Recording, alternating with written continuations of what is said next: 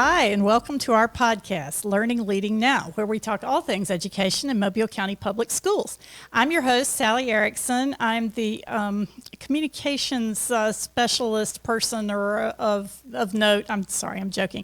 I work in the Office of Communication, and I'm so excited to have two very special guests with me here today. The first is Dr. Roberta Kerr, and she is a social studies teacher at Denton Magnet School, but she's also the coordinator for the brand new, relatively speaking, Peer Helper program. And then we also have Denise Riemer, who has so many titles, and I'll just rattle off a few of them.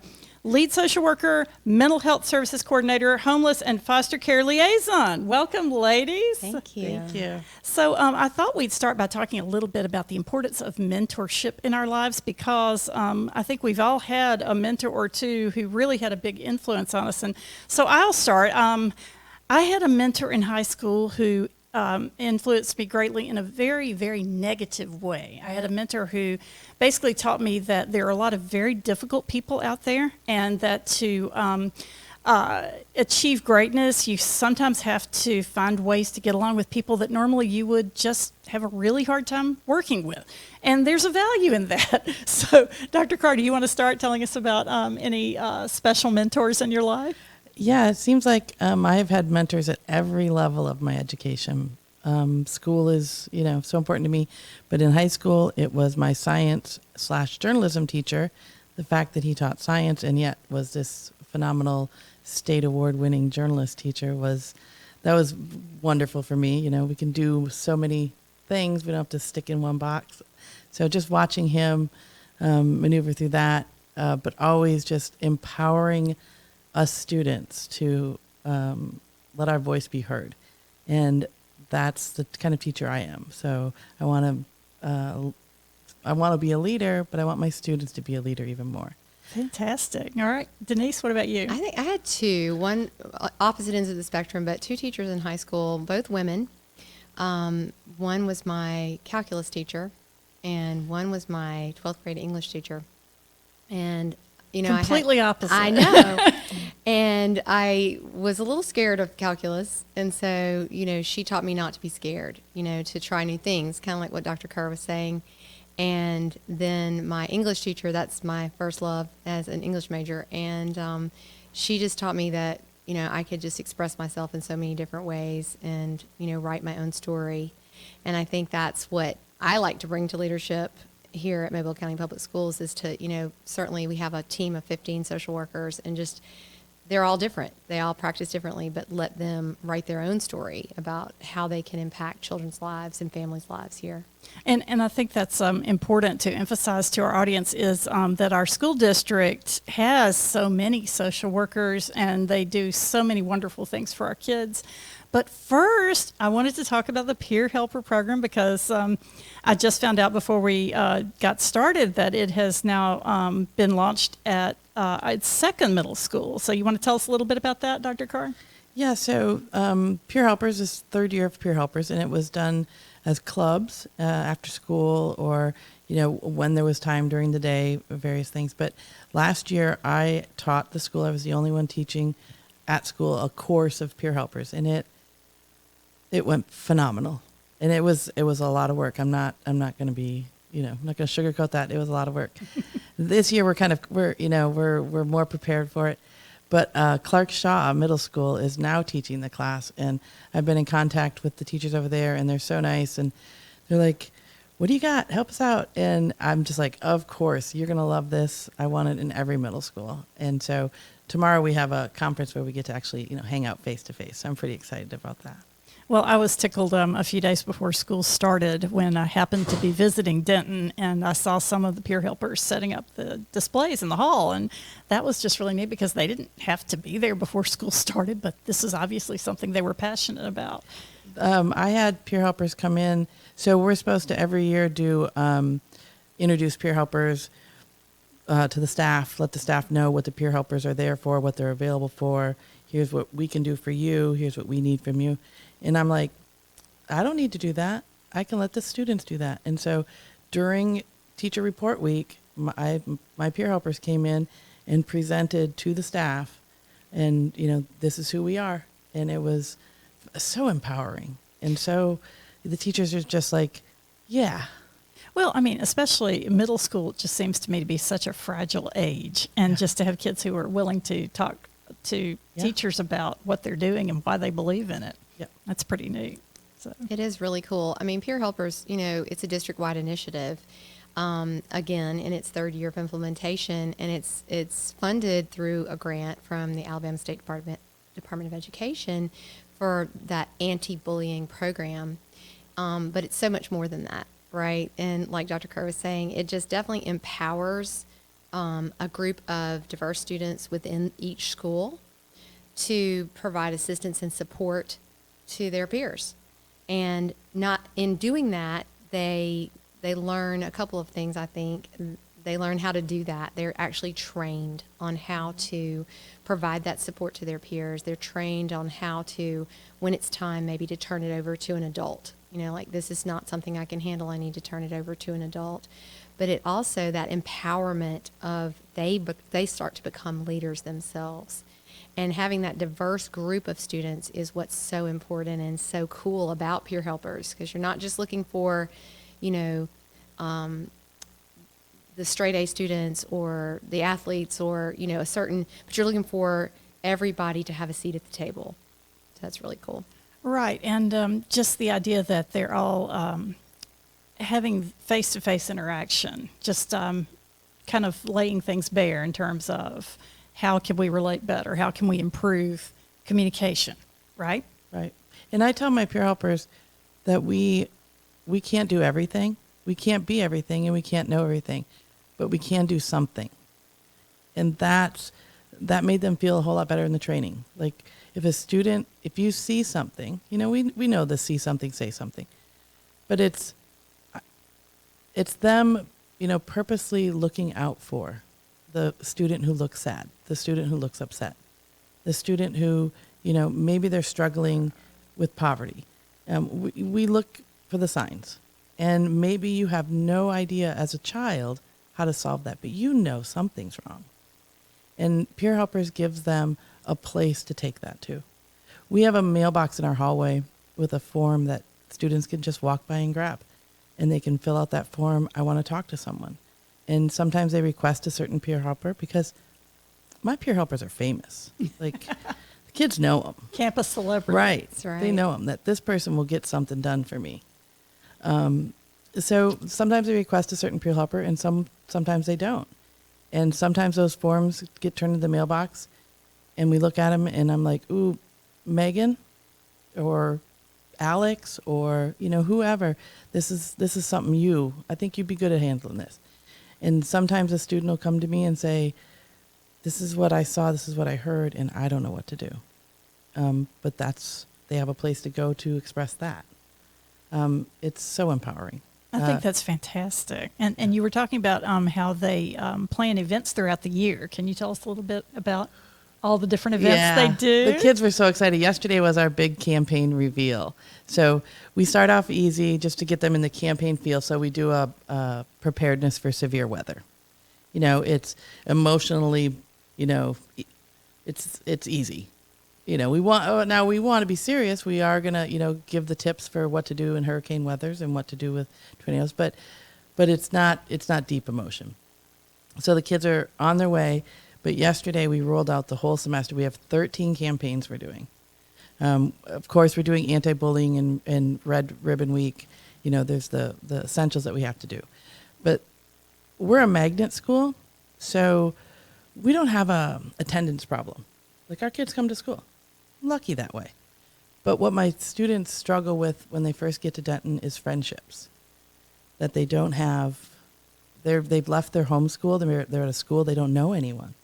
And so I have a table of 10 students at lunchtime and nobody there knows each other. Yeah, that's rough. Right. So Yeah. we have a friendship and building relationships awareness week. Like, we have a campaign for how do we make friendships? What are healthy relationships? How do we communicate with one another? So the kids recognize the needs of our school and we build campaigns around that. We have a food drive and the student said, I think we need to let people know why we're doing food drives. Not just we want to win, we want to collect the most food in all the middle schools, but there are people that struggle with poverty. and food scarcity. And so they're not just doing a food drive, but they're doing a poverty awareness campaign. We started last year, like we were going to do a body image, for sure we were going to do bullying, depression, academic pressures. And we didn't get to, we weren't ready to handle a unit on grief or a unit on family illness. Oh, yeah. But this year, I have some veterans peer helpers, and they're like, yep, we're tackling that. Wow. That's amazing. Fantastic. And the other thing that Dr. Kerr mentioned a little while ago is that in every school we have somebody who's teaching the PATH curriculum, and so that stands for Prevention and Awareness for Total Health. And really, what those lessons are, they follow the scope and sequence for the Alabama State Department of Education standards for each grade level. And so they're speaking the language that they will understand at their grade level. And a lot of times we have health teachers doing those lessons. We have some of our counselors are doing the lessons. We have other teachers who are doing the lessons. But what that does is it provides that continuity across the district so that everybody's learning the same thing in the same language. And then there's a separate group of peer helpers that they know they can go to for that support. So we have the curriculum piece, we have the peer helper piece, and it really fits together nicely to, I think, improve the culture and climate of the school and to Absolutely. focus on the health. And I'm not saying mental health, I'm not saying physical health, I'm saying the total health of the student. Because we know that when our students are healthy, when they know they have somebody to come to and talk to, that they're going to perform academically and socially and emotionally much better. Well, and I think this will also tie in with, this is our second year of not having cell phones as part of the regular school day. I can't help but wonder if that's going to show up with more kids having positive interactions with each other just because they're not having that phone to go to. I think you're right. I think which so too. I think is a huge help, especially in this climate. The peer helpers, my peer helpers last year taught 2 health lessons through PE. So we pulled all the PE students into the media center for PE hour, and the peer helpers were the teachers, and they taught. So it was PATH curriculum, but through PE health done by the peer helpers. Wow. So my counselor, Miss Sales, last year was Miss Glass, total supports. Like Miss Sales is subbing in my room right now. I mean, we're a team. And our PE teachers, Coach Hollis, Coach Bush, anything I want. They know that the peer helpers are making the kids healthier and happier. And so they're willing to let me use their gym. They're willing to let me, invade their classrooms. I love that. Yeah, it's a great team spirit. Well, I think that goes to school culture too, but can you tell us a little bit more about the sort of feedback you've gotten from teachers and parents about the program? The teachers, wonderful. They love, they request peer helpers for, various things, especially history clubs or the chess club, or we need peer helpers to promote this. NHS was just doing our first skate night. And again, because we're a magnet school, we need to build those friendships. We need to get kids. We need to build our school into a community. And NHS, they meet after school. They don't meet on a regular basis. My kids meet every day. So, I'm the go-to. Our peer helpers are the go-to. And a third of my students are NHS students. A third of my students are in computer design, and then a third of my students are athletes. So I'm getting everyone knows what's going on in the building, and I get them for an hour, and we get to address everything, all of our needs.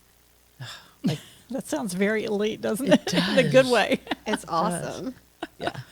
Well, my niece is a second-year teacher now in North Carolina, and last year when she started, she was really thrown into a difficult middle school situation, and she went to her school counselor, and the counselor said, let's get all the girls together in a circle on the floor and talk through our differences, because it was a difficult peer situation with the girls just kind of just Wow. jawing at each other. That's great. And she said that made a huge difference, just having the counselor have the girls sit down. So I wondered if we could talk a little bit about just not just peer interaction, but just how we go beyond just stock phrases like be kind to each other. How do we demonstrate that in a loving school environment that promotes education above all else. You want to talk about some of your campaigns from last year? I just think about, the one with all your sidewalk chalk, and yes. I absolutely love that one, because it is action, right? It is kindness in action. So do you want to talk about that a little bit? Yeah. And the fact that the students, so you can talk about student leadership. My doctorate degree is in educational leadership, and people think that means administrative leadership or teacher leadership, but it's also student leadership. And you can call it advocacy, you can call it empowerment, but when you see your fellow students, I'm the chairman for this campaign, the kindness campaign, and they're out there at 5:00 in the morning with donuts, because I provide donuts. But Donuts always help. It is dark, and we are out there with our flashlights, chalking the walk with, "We love you. So glad you're at Denton. Glad you're here. Glad you came today." And and then as the students get dropped off by their parents, they're like, "Can I have some chalk?" Of course you can. Of course you can. We bring enough for everyone. And so we covered the whole entire sidewalk. And of course, my principal, yes, you can do that. And yes, we can leave it there for 3 days, because, that's I don't know, that's what we do. So they're excited about, Kindness Day. And we baked cookies for a whole entire weekend when we do a toy drive. We don't just, please bring your toy. Here's a cookie. Thank you for bringing a toy. We say thank you. We say please. We set up certain tables at lunch just because we want you to come sit with us and tell us how you're doing. And that modeling is really what makes the difference, I think. I think so just too. like you said, like sitting everybody down, talking about differences, talking about what we have in common, and realizing that we have more in common than we do have differences. But I think the whole thing about peer helpers is action, that modeling behavior, and all the different campaigns are targeted to the different, first of all, the curriculum, right? So we're talking about what we need, but it's also customizable. So I think that's really cool. It also has parent letters that can be sent out, because you asked about parents earlier. And so the parents can see what's happening, when they're dropping their children off, and there's all this humongous chalk sidewalk of welcoming children to the school. I mean, that's hugely impactful to see what's really going on. And community-wise, we had the Special Olympics at Denton, and the peer helpers, and we had no obligation. Like, they were just using our facilities. There was no obligation for Denton to do anything. But our students heard about it, and they said, let's break into groups, and everyone get assigned to school. And we'll make trifolds, we'll set up a table, we'll put bottles of water, we'll decorate. We'll go out there, and Mr. Stevenson called me into the office, and he said, "I have never received so many emails from parents and community members just oohing and ahhing and thanking our students." And I got to tell you, I wasn't there that day. I was gone to a family wedding. So this was my students, unsupervised by me. Now, there was of course, my substitute was there, and my friends were there, and my principal was there. But I was gone the day that they changed the world for 50, special needs students participating in the Special Olympics. I just love I that. do That's too. wonderful. It's amazing. Two of our other schools, actually, so the peer helper parent group, Thriveway Inc., they hold a contest every year for acts of service. So these campaigns, and you can actually put your campaign forward from your school for recognition. And this program is actually in 159 school districts across the state of Alabama. So it's kind of cool that our district has it as an initiative, but so do 158 other districts. So really, as a state, we're kind of all doing the same thing. And so Wilmer Elementary won the Acts of Service contest last year for, and theirs was called A Mile in Their Shoes. So walking a mile in somebody else's shoes, like in your Wow. peer's shoes. And then Dunbar Magnet also won the Acts of Service contest, and theirs was the Dunbar Magnets Creative Path to Success. And what they did was they created a pantry or like a closet for anybody in need, so that they didn't have to like come and ask for something. They could just go to the closet if they needed something. And so we had 2 schools who were winners last year in those Acts of Service contests. That's fantastic. I love that. Through the grant, there's a conference in Orange Beach, and of course, because I have amazing administrative support and district support, top to bottom, I got to go to that conference in Orange Beach, and every single conference that I went to, every single meeting that I went to, I learned something, and it was just different peer helper groups, whether it be a club, whether it be a class, whether they've been for 15 years or 2, just share their stuff. Here it is. Here's the link. Here's the files. I mean, it's such a community of people that are doing the right things for kids. I just love to hear that. It's so cool. It's called the National Peer Program Conference, and it's gotten so much attention. They just started it for Alabama, but now there's so much attention on it, and the speakers are so good, and the offerings are so good that people from other states want to come now. So, of course, it doesn't hurt that it's at Orange Beach, because that's always beautiful. It is in February. That was a stroke of genius. Yeah, it was. In February, it is in February, so it's usually a little bit chilly, but but they also have wellness activities in the conference. They have yoga and they have meditation in the conference as well. Last year, I think it was last year or the year before, I went to one of the sessions, and it was an assistant principal who was doing peer helpers at his school, at a middle school. And it was the Mean Girls. He was using, quote, the Mean Girls as his peer helpers. And what he did, and it was amazing, he was sharing stories of how he took some of the kids who had gotten into some discipline issues, and he took them and kind of flipped the script and made them leaders. And they knew everything that was going on at that campus. And they just kind of turned it around for both themselves and for that school, and started just, really being leaders in their schools. That was really amazing. I love to hear that too. I know. Yeah.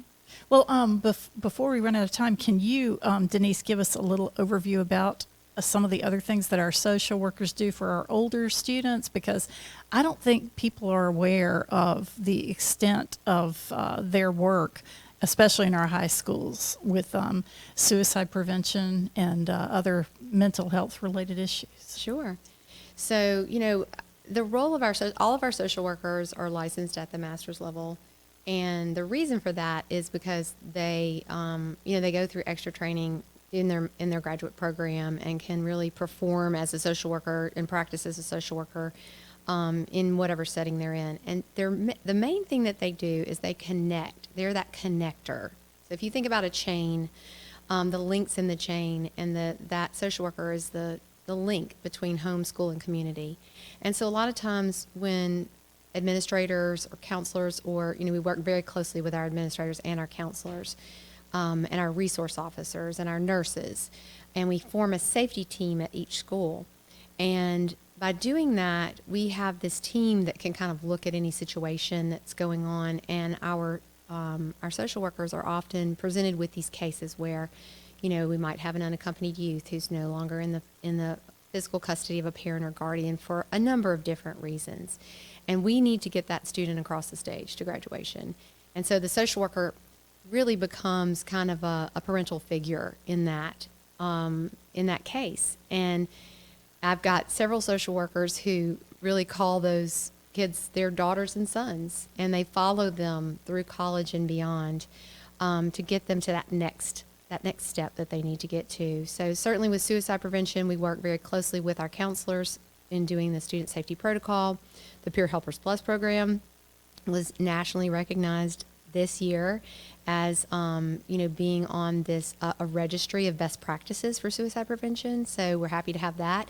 We have our student safety protocol, and then our safety teams. Really, any at-risk child, I like to tell our administrators, if you have a situation that just you cannot figure out the solution, one of the best things to do is to call your social worker. and just kind of problem solve, because that's what social workers do. We're problem solvers, fixers, and connectors. So we do that for pre-K through 12, but we do have a lot more situations at that middle school level. So we have Learn Safe, where we get these alerts if children are writing something or on their computer and saying that they want to harm themselves or others, and so we can jump into that immediately and make sure that child gets what they need, get that parent involved. We do work very closely with DHR with regard to child abuse and neglect to make sure that we can just get the parent, again, the resources that they need. We like to be seen from the school setting as advocates. So our social workers are advocates for students and families to make sure that they are successful, both in life, for the family, because we want everybody to be successful in that family, the student and the parents. We have a lot of mental health initiatives. We have partnerships with AltaPoint and The Bridge and ICU Mental Health and My Stellar Medical, so that we have on-site school-based therapy services. And so with parental consent, students can be seen at the school for mental health services. We also have a new partnership with USA Health at LaFleur High School, and today they unveiled the mobile health unit. And so they'll be able to actually see students with parental consent for medical needs as well. I heard about this. This is an exciting new initiative, and I know that's going to be a really wonderful thing for the LaFleur community. Absolutely. I mean, the LaFleur campus community, I Yes. should stipulate. So, but, this is where the Peer Helpers program and similar programs is the start. This is teaching our students healthy ways to share conflict or resolve conflict, I should say, or share strong emotions they're having for whatever reason, and find healthier outlets for it at a younger age. And then that way when they get a little bit older, they have more constructive ways to resolve their issues and be kind to each other, through the entire thing. So we're very grateful that we've got such great programs in the schools and great people to lead them, like Dr. Kerr, and we're very grateful to have such a wonderful squadron of social workers and all the other great things that your department does, Denise. So that's about all the time we have, but I really appreciate y'all being with me today, and we will catch everyone next time on Learning and Leading Now. Thank you. This is Thank you. wonderful.